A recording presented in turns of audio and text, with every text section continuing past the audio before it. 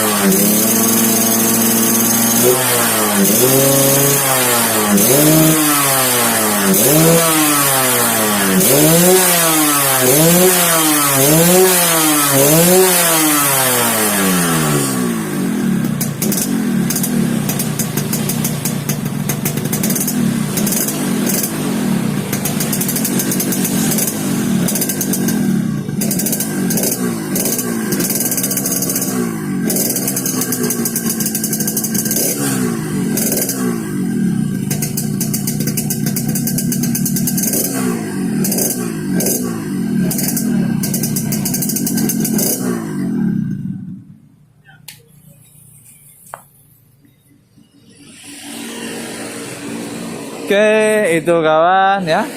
Sebenarnya ini hal yang biasa.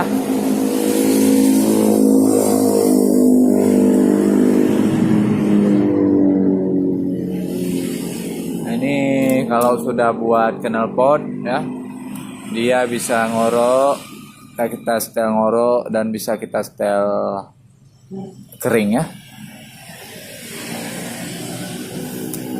Oke, itu saja kawan dari saya. Semoga bermanfaat ya. Ini cuma tes-tes saja. Assalamualaikum warahmatullahi wabarakatuh.